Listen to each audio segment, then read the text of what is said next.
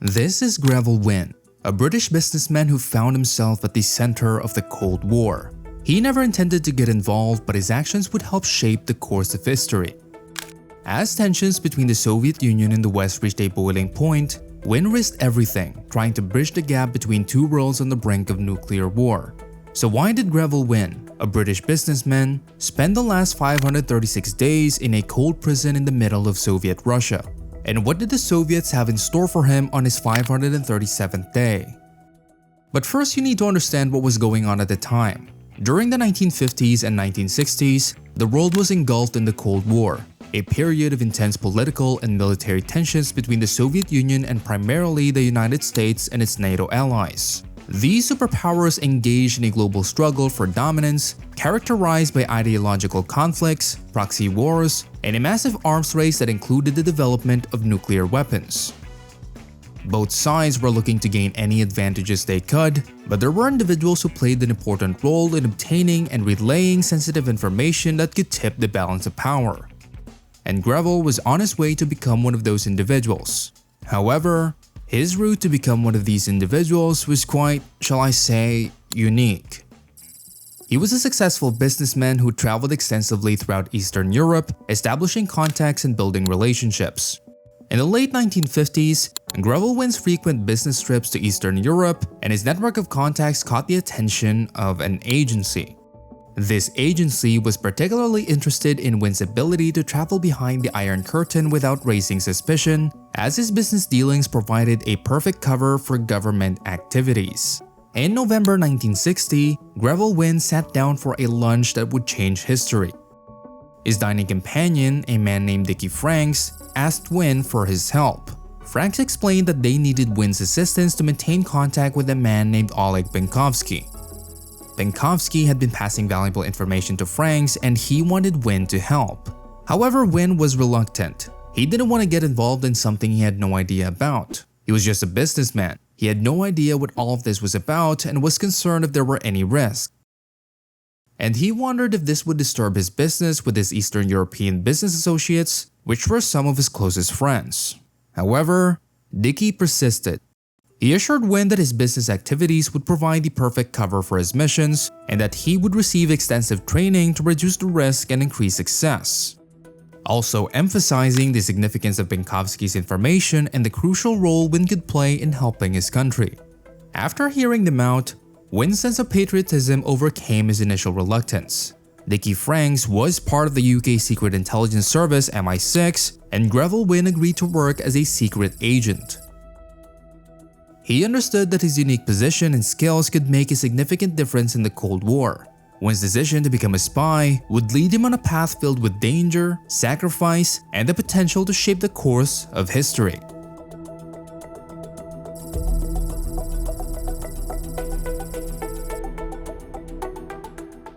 Wynne was now officially part of the MI6, and his first mission was to meet Oleg Penkovsky, the most important person to the MI6, but also humanity. In 1960, Wynne traveled to Moscow to attend a trade fair. There, he met Oleg Penkovsky, another businessman. During this meeting, Penkovsky began passing classified documents to Wynne. This initial exchange was the beginning of a fruitful and dangerous collaboration between the two men. Then, over the next 2 years, Wynne made numerous trips to Moscow, each time meeting with Penkovsky to receive more intelligence. But how could a businessman have access to these documents and intelligence? Oleg Penkovsky was a high-ranking Soviet military intelligence officer of the GRU.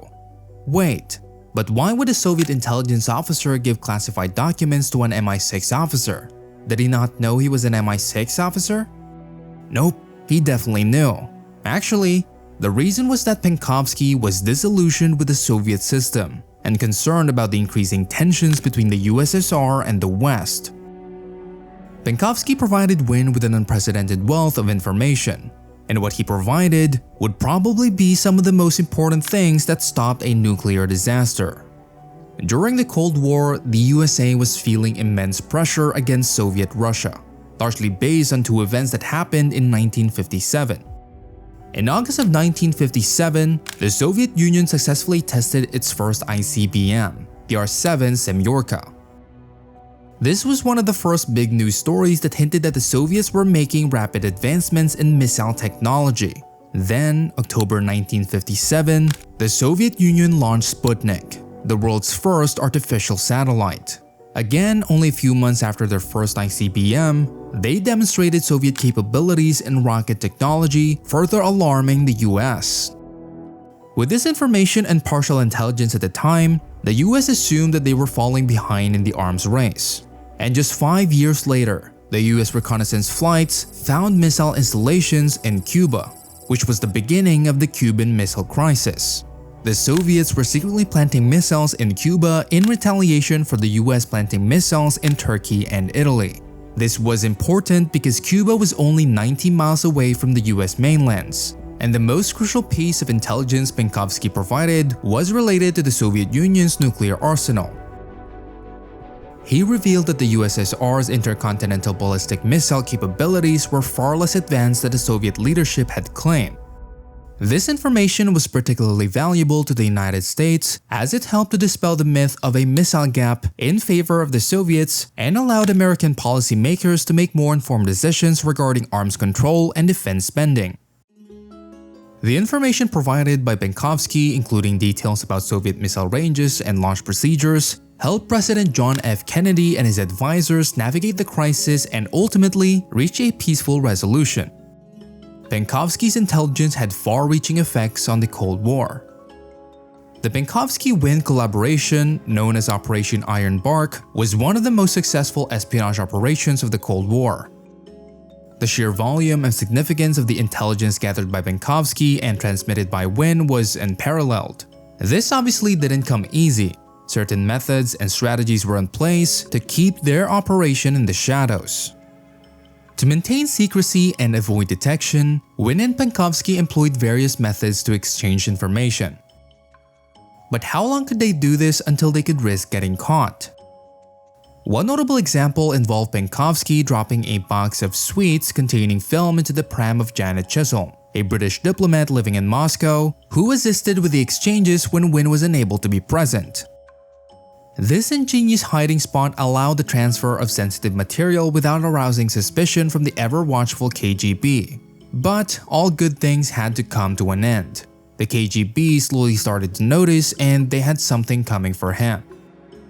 Wynne's work as a spy was fraught with constant danger and challenges. One of the most significant challenges Wynne faced was the sheer volume of information provided by Penkovsky. Transporting this wealth of intelligence back to British authorities without being detected required meticulous planning and a high degree of secrecy. During his trips to Moscow, he was subjected to intense surveillance by the KGB, who grew increasingly suspicious of Penkovsky's activities. Wynne's hotel rooms were frequently searched, and he was often tailed by Soviet agents, making it difficult to maintain his cover as a businessman. Wynne experienced several heart-stopping close calls. One particularly tense moment occurred in July 1962 during a visit to Moscow when Wynne's hotel room and luggage were thoroughly searched, and he was followed relentlessly throughout the city. This heightened level of surveillance was a clear indication that the KGB was closing in on both Wynne and Penkovsky. October 1962. Just after the Cuban Missile Crisis had brought the world to the brink of a nuclear war, Greville Wynne decided to travel to Budapest to attend a trade fair. He made a fateful decision that would forever alter the course of his life. Despite urgent warnings from his handlers at MI6 to avoid international travel due to heightened tensions and increased scrutiny, Wynne, driven by his commitment to his business and perhaps a touch of hubris. As he went about his business at the fair, Wynne was suddenly and violently confronted by 4 burly men, presumably KGB agents. Without a word of explanation, they grabbed him roughly and pushed him into a waiting car. Wynne, stunned and disoriented, could only watch helplessly as he was whisked away from the fair and driven to an undisclosed location. Unbeknownst to Wynne, his abrupt abduction was just the beginning of a harrowing journey that would take him deep into the heart of the Soviet Union. After a tense and uncomfortable flight, during which Wynne was kept under close guard and denied any information about his destination or fate, he found himself in Moscow, the capital of the USSR and the center of the Soviet security apparatus. It soon became clear that Wynne's worst fears had been realized. He was to face a show trial alongside his erstwhile contact, Oleg Penkovsky, the Soviet military intelligence officer turned double agent who had been passing sensitive information to the West. Penkovsky, having been caught red-handed by his Soviet masters, had been subjected to a grueling interrogation and was now facing the full wrath of the Soviet justice system. In a trial that was little more than a propaganda exercise, Wynne and Penkovsky were paraded before the court, their guilt predetermined and their fate sealed. Penkovsky, as a traitor to the Soviet Union, was sentenced to death and swiftly executed, his life snuffed out in a hail of bullets. And Wynne had to spend his days in prison until his 537th day. For Wynne, the trial was just the beginning of a nightmarish ordeal that would test his physical and mental endurance to the limit. Subjected to endless hours of interrogation by his KGB captors, who sought to extract every last scrap of information from him, Wynne was pushed to the brink of exhaustion and despair. The harsh conditions of the prison with its cramped cells, meager rations, and constant threat of violence only added to his misery. But his 537th day was soon to come, as well as his fate. After enduring harsh conditions and intense interrogation in Moscow's notorious Lubyanka prison for over a year, Greville Wynne's ordeal finally came to an end on April 22, 1964 at the Heerstrasse checkpoint on the border between East and West Berlin. It was Wynne's 537th day, and it was time.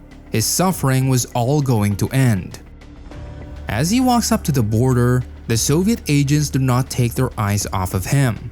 Their senses are heightened and hands on their weapons.